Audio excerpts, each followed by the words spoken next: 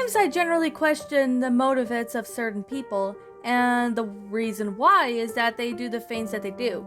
I've already lost my faith in humanity a long time ago, but I think after seeing that consensus of what I've seen and the lack of responses that I got from the man who sold to me, my feelings for mankind have pretty much shot down its head off of the shotgun.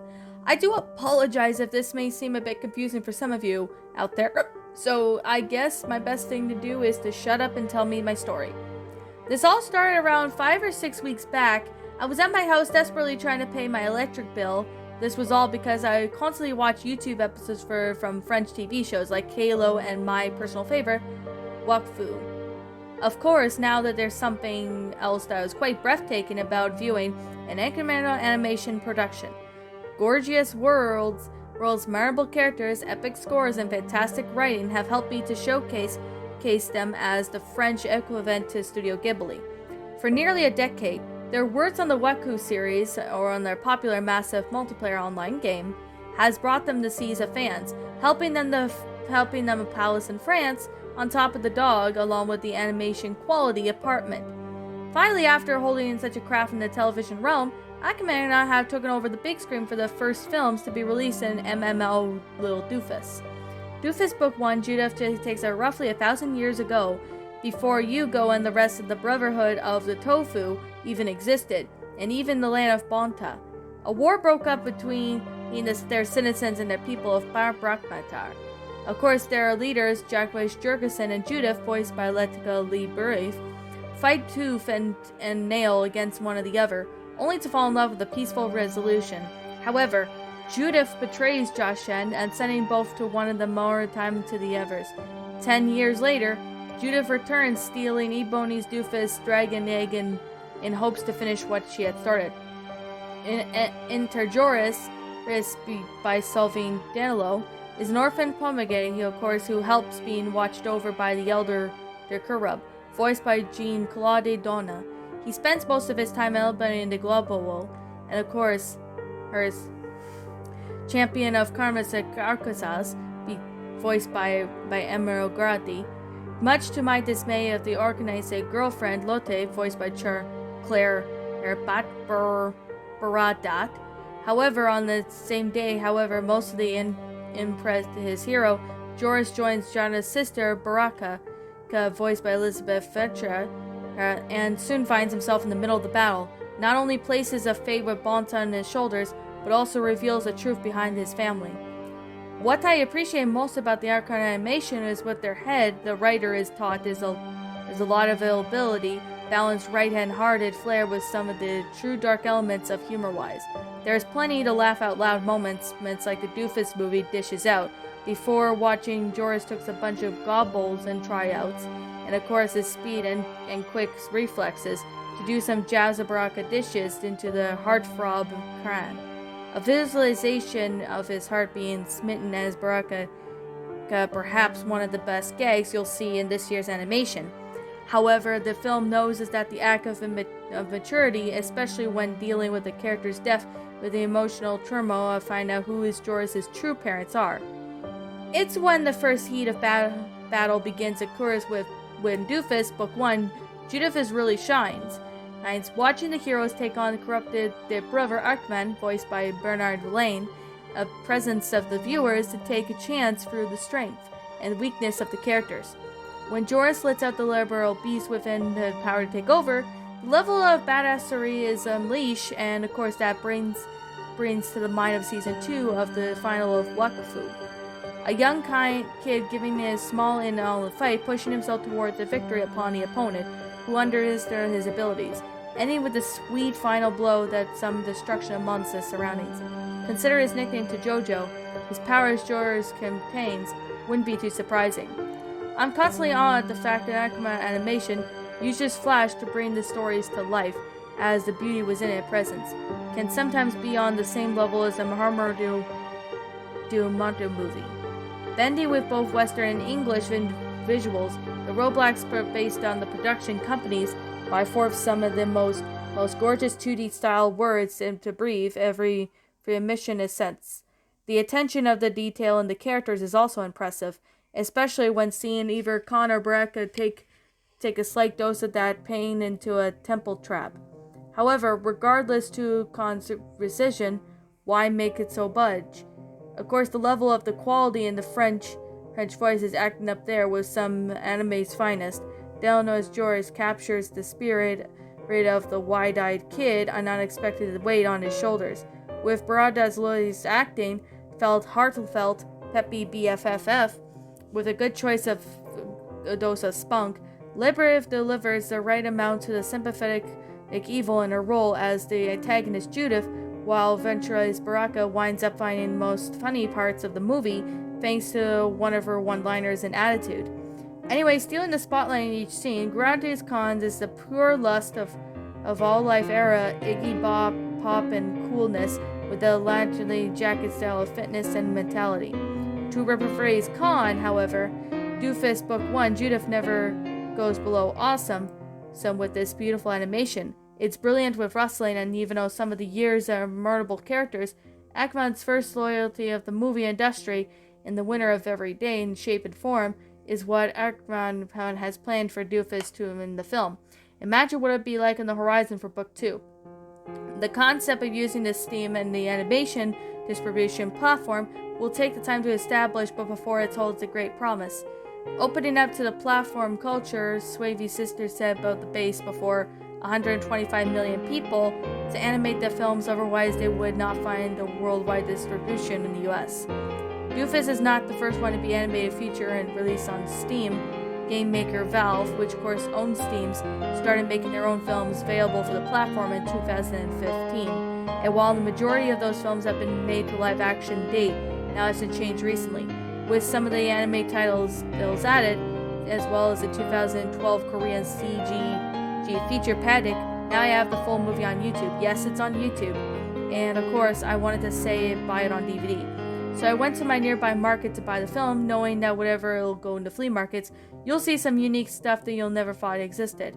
When I first saw the DVD on the shelf on the movie section, and saw what stands up, of course, with the owned guy who looked like someone at the punk at the rock concert. His name was Joseph, and he claims to be an enthusiast in everything heavy metal. But he also said that there was something to sell a bunch of old junk, so he could get a lot of money to buy himself tickets to the next Slipknot concert. I eyed at the DVD case and said that I wanted to buy the Doofus movie, and of course he had the white tape with the written black marker that reads $10. I gave the money to Joseph and asked him if I can go with him to the concert when he gets the money, which he says yes. He will be written down the phone number. I can't give out what he has written due to some reasons, are reasonable. Here are some things that got messed up. Jesus H. Christ, I don't even think I could comprehend what I just saw throughout the entire week after buying that damn thing. I spent my entire day at home looking up some YouTube videos on my laptop until my college friend, Frederick, came over for a movie night with some drinks and snacks at local 7-Eleven. Alongside with Sam, Zachary, and Thomas, sat right in front of my flat TV screen and was mounted on the wall. On the couch, and he handed out everything my friends bought at the store. Frederick brought a couple of beers and a can of onions and sour cream flavored Pringles. Sam brought some chocolate milk and some dibs. They're actually little ice cream bits covered in chocolate. Zachary brought some small pizzas and a can of Monster Energy drink, and Thomas brought along a hot dog and a plastic bottle of Coca-Cola. I opened up the DVD case only to find out what was inside. It wasn't what I was expecting. What was inside was a DVD-ROM, the one you would normally use to download home videos or edit videos on. Well, damn it, I must have bought a beta disc. Beta discs were all neat and all, but I was expecting to buy the actual movie itself, which was the problem. I rolled my eyes and let out a brief, "Oh, that son of a bitch," and just let everyone know that I might have got wound out of my money. Can you believe that crap? Anyway, I looked at the DVD-ROM and watched and see what was written by Black Sharpie, and it just said Doofus. Nothing special, just like the Doofus book, but whatever. The word Doofus was all in capitals. What was weird was that it was written in some same handwriting that Joseph said back at the flea market.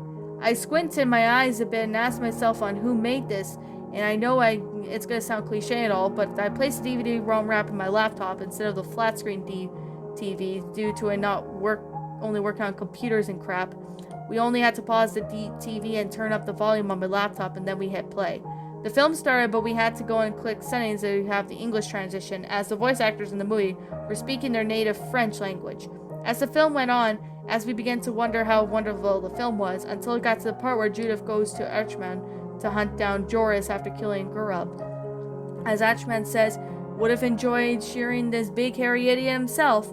We both noticed that there was a faint set of text that we clap on what stayed on the screen for 4 seconds. We went back and paused on it, and it read, "Honestly, what are you hoping for?" I recognized that quote was then sung by young Galish from Waku Book 2, Ush. Of course, the movie went on further until we got to see the next set of scene of Archman appear, with, again, riding on one of those bat cat, whatever you call it, hell it's called, read, "My patience has limits, little justicey." Of course, that's what I said to Archman himself, one of the comics on the strips on fireden.net.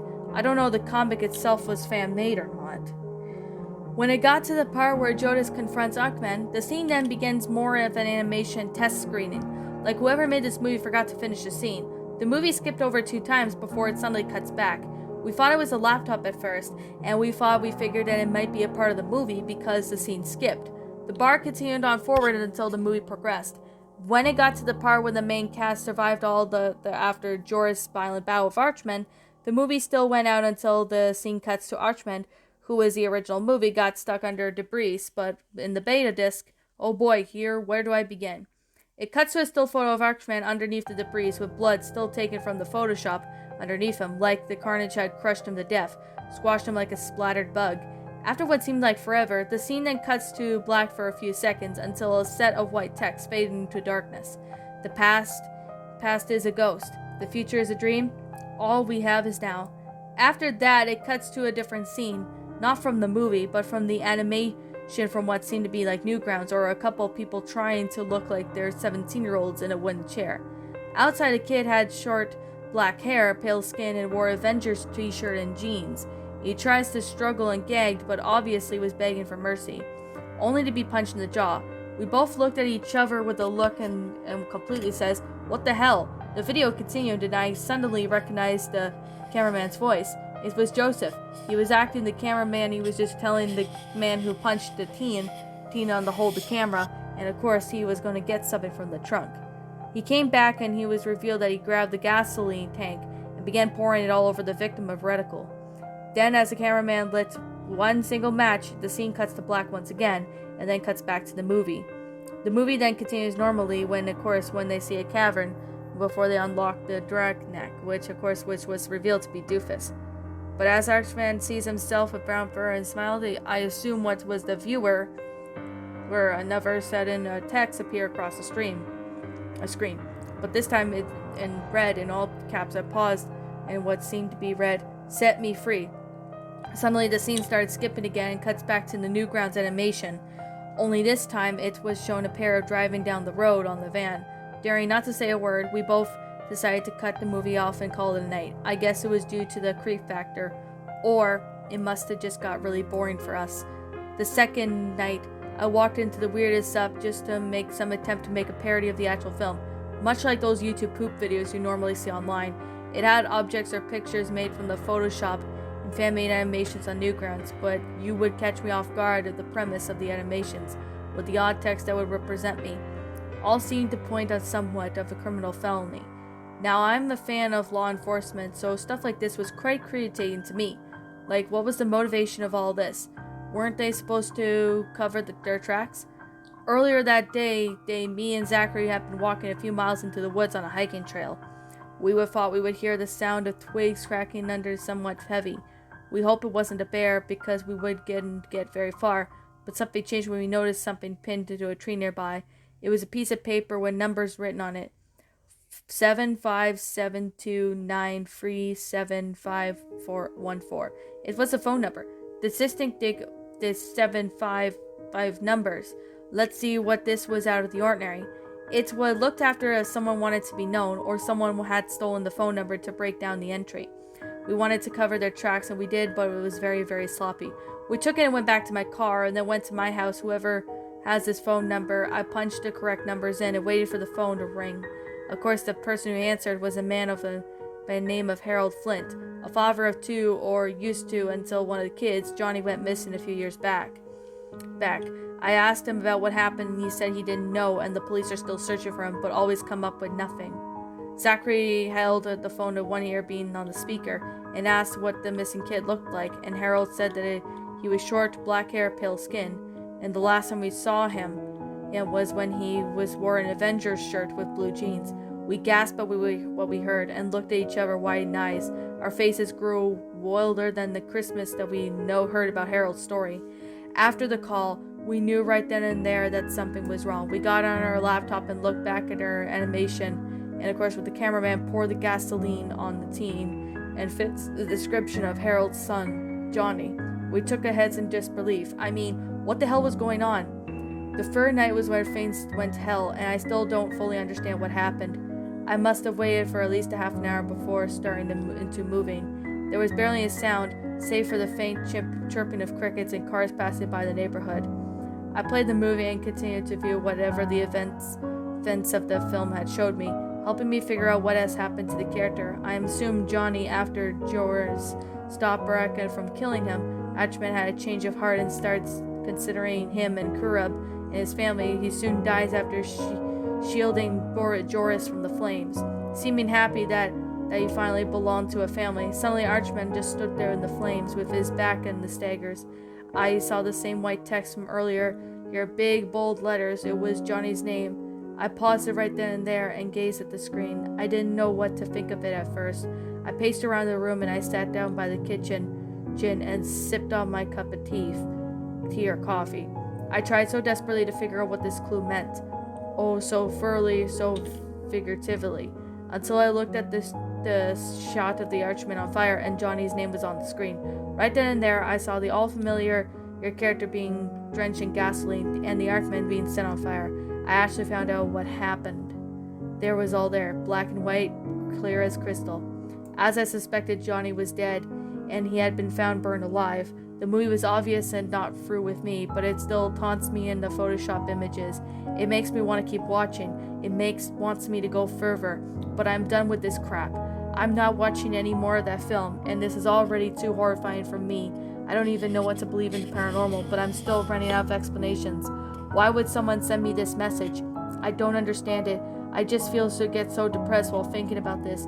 The images were up there for me to think about it and try to analyze it. Maybe there was some kind of called message on the text or something symbolic or something went through.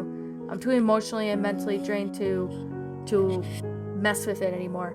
Upon Judith's machine and being destroyed at the end of the movie, Joris has temporarily revealed the role as a host of Gravajor, the dragon embryo of the Ebony doofus that filled into his body when it was shattered.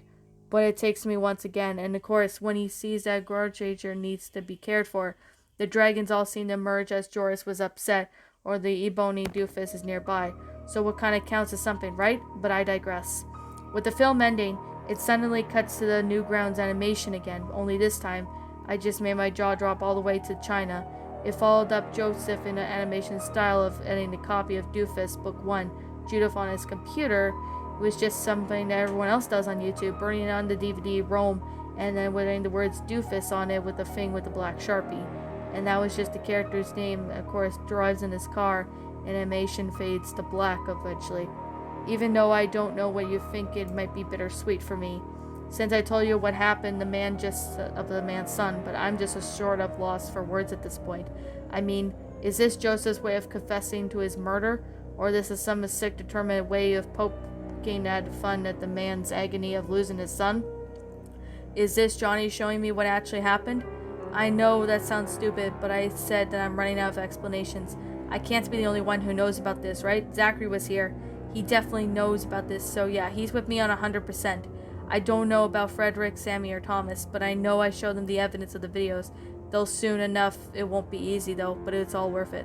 Lately, Zachary had suffered from edema in his abdomen area, so he had to be rushed to the hospital. As for Frederick, Sammy, and Thomas, you're right.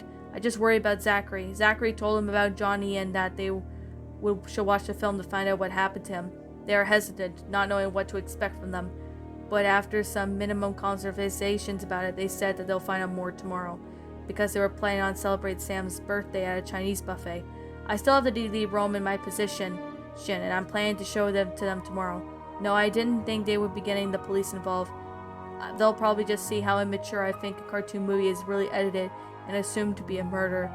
But I don't know if this was just some coincidence or is just supernatural, but I just don't know. There is going to be many stories and rumors about haunted DVDs and VHS tapes on the internet, but it's just those rumors. They're not real, right? All I ever wanted to do was watch one of my favorite French animated shows. I never thought I was going to say about this edited version that told me that actually foul play was at work, and I never thought whoever sold it to me had literally commented a murder and edited this thing either to confess whoever's watching this or brag about this of his little buddies of his. The only question is to ask is why? Why did Joseph do this? Why did this was even edited to begin with? Why was there even evidence shown on the arguments shown on the screen? And why did I even bought the damn thing to begin with? Just why? That's all I'm asking. Whoever can answer me now, just why? I'm sorry if I'm being condescending right now. It's just all too much for me to handle right now. Reviewing the movie twice will be harder, and harder than on me, and then it'll be those for on there. And I give it a horrible nightmares about Johnny. I'm sorry if it sounds ridiculous, but it's true. It's all true. As I stated before, I generally question the movie's motives of certain people, and the reason why they do things that they do, and all the things I needed to know before I end my story, is that I do the top of trigonometry about what really makes you ask, why is this happening to me, and why is it every single time I go on my businesses that something just happened? Just remember that it's for the best not to question a bit. Sometimes you'll just have to leave it for the professionals or let your boss handle the situation. I'm not saying that you don't need to stand up for yourself. Just worry about yourself and everything will be fine.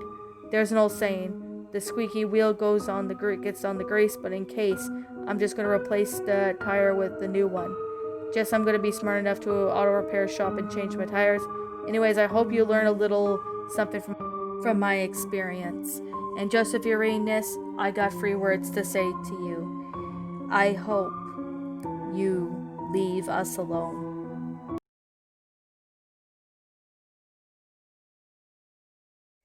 And that, my little pretties, was Johnny Burned, a creepypasta written by The Dark Cat. The Dark Cat, I want to thank you so much for the story.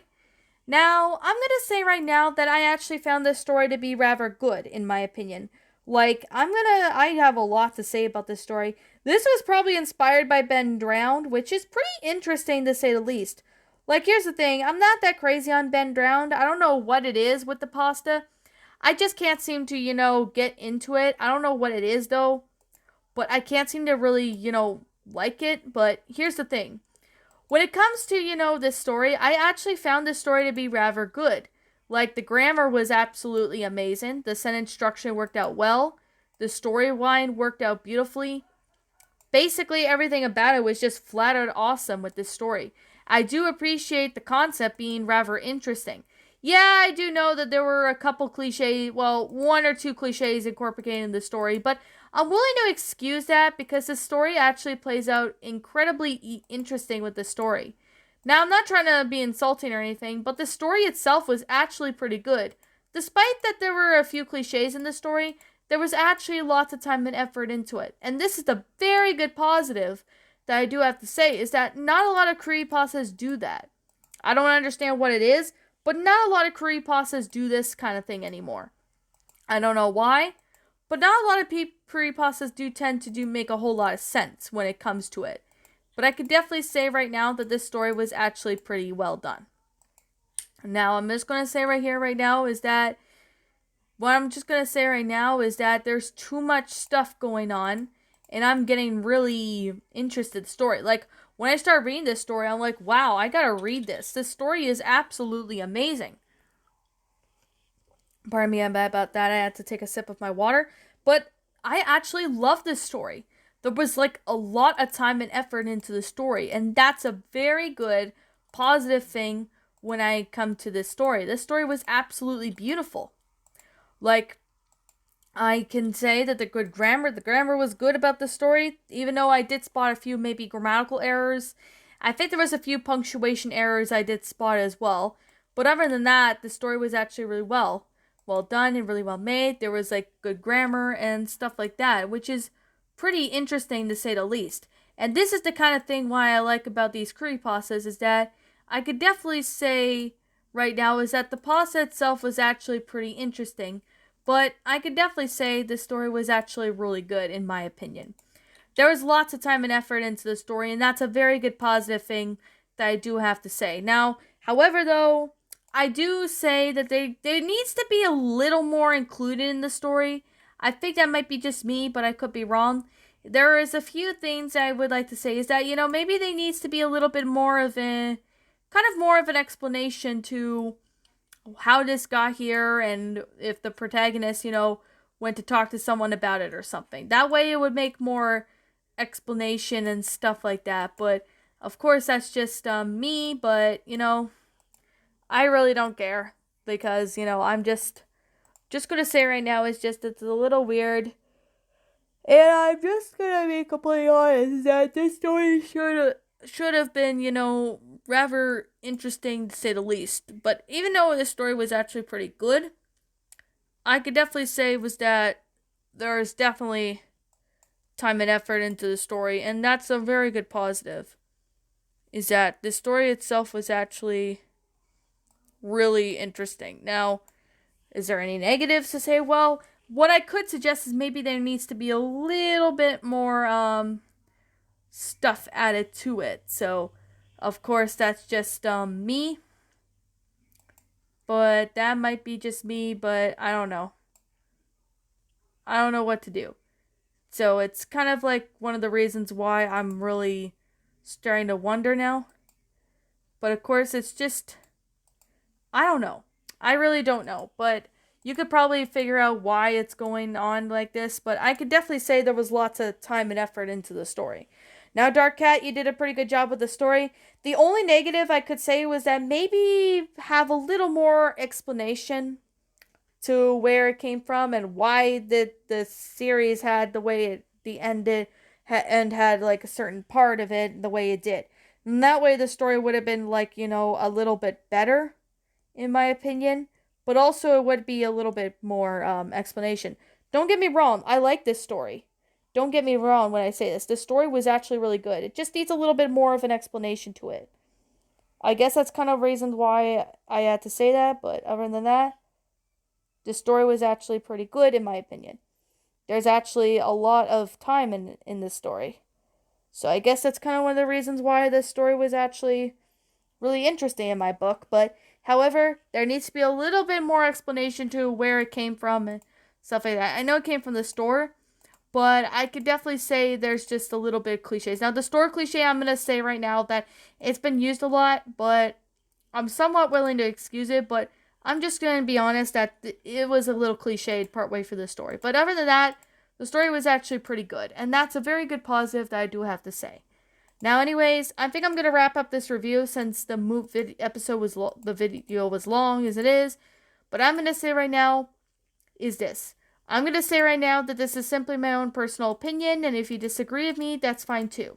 We're all entitled to our own opinions regards to these creepypastas, and this is simply my own personal thoughts. My final rating of the story would have to be an 8 out of 10. I'm giving it an 8 out of 10 is because the grammar was good, the storyline was great, the paragraph structure was good, the sentence structure was good, and the concept was interesting, and basically how it went out. What I could suggest is maybe have a little bit more of an explanation to where it came from, why they and the creators of the show or something make this episode, and why did what was it? Oh yeah, and then the cliches that were incorporated, like the DVD cliche, I'm willing to excuse, but buying it at the store, I can definitely say that it's a little cliched because lots of pastas have done that. But other than that, the story was actually really well done and made. So that's actually a very good plus, to say the least. But anyways, what did you all think about this curry pasta? Did you all enjoy it? Did you not? Also, what would you have done personally to help make this story a lot better? Leave me know what your thoughts are down in the comment section down below. I'm the Queen of Lions. Thank you so much for watching today's episode. If you're brand new here to this channel, be sure to like, comment, and subscribe because I make brand new videos every single day. Don't forget to ring the notification bell to when I upload, so then you guys won't miss an upload from me. And as always, I'll be seeing you all in the next video. Peace out. And like always, please roll the outro because I'm out of here, and I will be seeing you all in the next video. Peace out.